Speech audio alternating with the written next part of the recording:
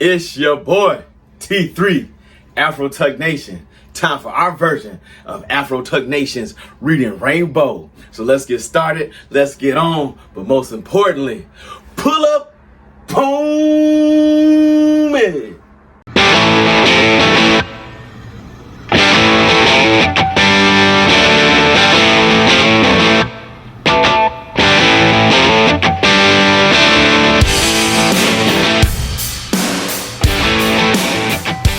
What's good? What's going down? What it is, fam?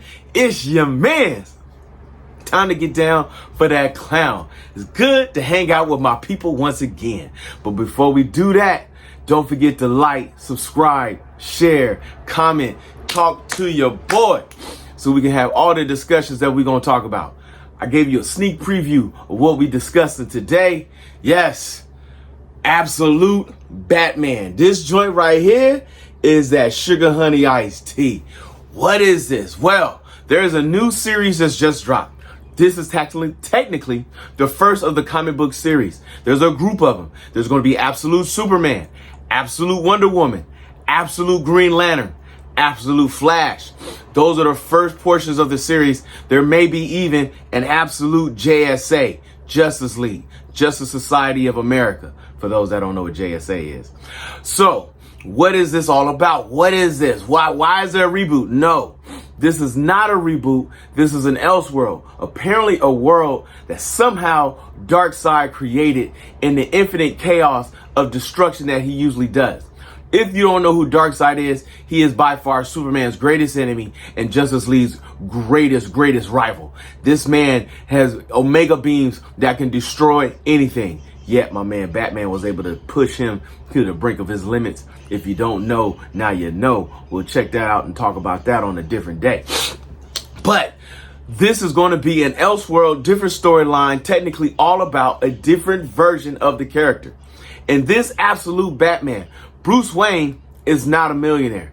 Yes, they have stripped him of his money, all his gadgets and everything else. Bruce Wayne is a city worker in the city who's come back. And this is year one, young Batman, all in the game, all in the frame. Instead of both of his parents being killed, only one of them, his father, who was a school teacher, who Bruce Wayne was a student of his class when his father was killed, as his father was protecting the students from an assailant who broke into the city zoo, starting mass destruction and chaos, helped get the children locked away, closed the door behind him to make sure the guy did not follow them, and father was killed. Mother, Martha, is still alive and works on the council with Mayor Gordon, not Commissioner Gordon, in this particular case. And he is just as juvenile as he wants to be. After his father's death, he kind of went on his little escapades of doing what he wanted to do. Still came back as genius level intelligence, got into college on a football scholarship, but faked injury so he can at least get the scholarship portion so he can finish school. Got into a little trouble with the Gotham PD, and then went underground for a couple years. Spent his entire teenage life, most of his young adolescent life until the age of 24, 25, where he as a city worker, learning the streets of Gotham, the ins and the outs. He found every technical way to be a tactician, to be an engineer, to be a construction worker. He's learned all the mechanics that he needs to do. And this time, he doesn't have the money to buy all the fancy and fun gadgets that he has. This particular Batman not only has to use his mind completely, but he has to get very creative on how he does things. You're probably asking, where is Alfred? Well, let's leave where the story begins. This is part 1 of 5 called The 200. The 200 is a gang that is running through the streets of Gotham. They are literally murdering the citizens of Gotham. Bruce Wayne and Batman have yet to make a full-on appearance. He's staying underground and undercover. Martha Wayne is part of the council with Gotham.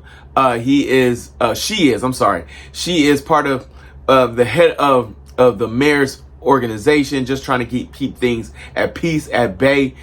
These hooligans, the 200, is out there running these streets, killing up everything. And they are run by a villain named the Black Mask. Now, you're asking who the Black Mask is. We've had him in a couple of iterations. He was in Birds of Prey, that Harley Quinn movie that I was highly disappointed in, that was showing on that case. He was also in the Red Hood Death in the Family iteration. He showed up there as a crazy mob boss, not caring how he was going to kill people and take out people, doing what he needed to do. So we've had light iterations. For those that read the comic book world, Black Mask is a top boss in the game, willing to kill and mangle anybody he deems unworthy to look at his face. You know what I'm saying? And he wears literally a black mask over his face, which gives him, of course, the name Black Mask, which was kind of obvious. Yes, well, Alfred is MI6. Yes, 007, a spy agent from Britain. And he is on assignment. He's an assassin for MI6. And his job is to take out the trash. You know what I'm saying? So he gets called to Gotham to check out the assailants, the 200, the group, the Crown. They get intel. And so he rolls into Gotham on his motorcycle. He's a straight up G, got the beard, got the little gangsterisms going on and everything else. He's been in Gotham before. He has a secret stash area hideout place that he's at. And he comes back and he gets a mission to find out about the 200.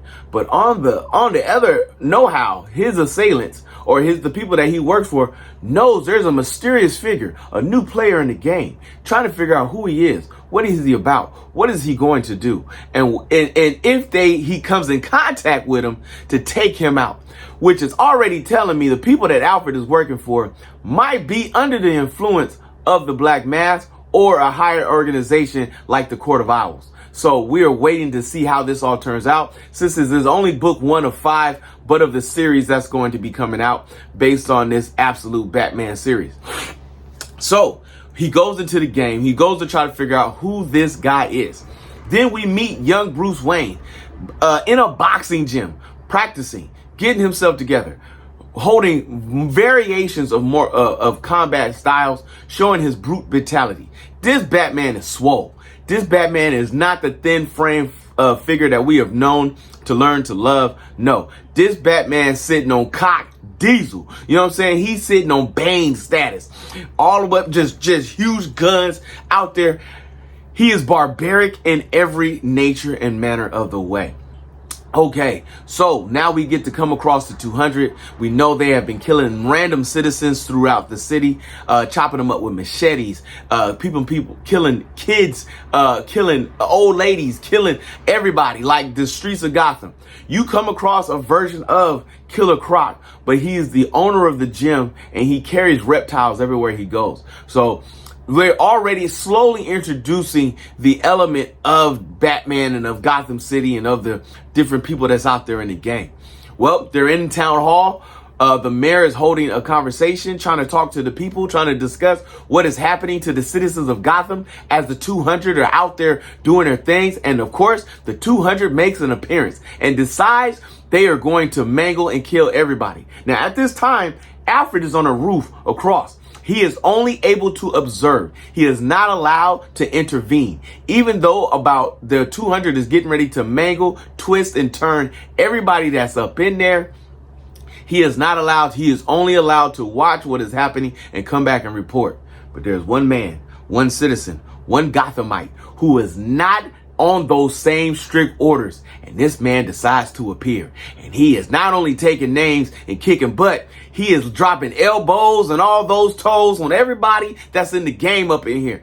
He is showing his fight and brutal style. Alfred is watching. Now, he was told by his group to, if the new player in the game interferes, he is to engage and interact. Alfred is not reporting that the new player in the game has interfered. He's just like, I'm just going to observe. And he is noticing the fighting styles, the multiple fighting styles of this character. He's like, okay, I see what you got. I see what you're doing. You got Muay Thai? You got the Filipino boxing style? You got some Taekwondo? But you've mixed up the martial arts and put it all together into your own unique fighting style? Batman's ears on his are used as batarangs as he crushes into his foes. This Batman is not the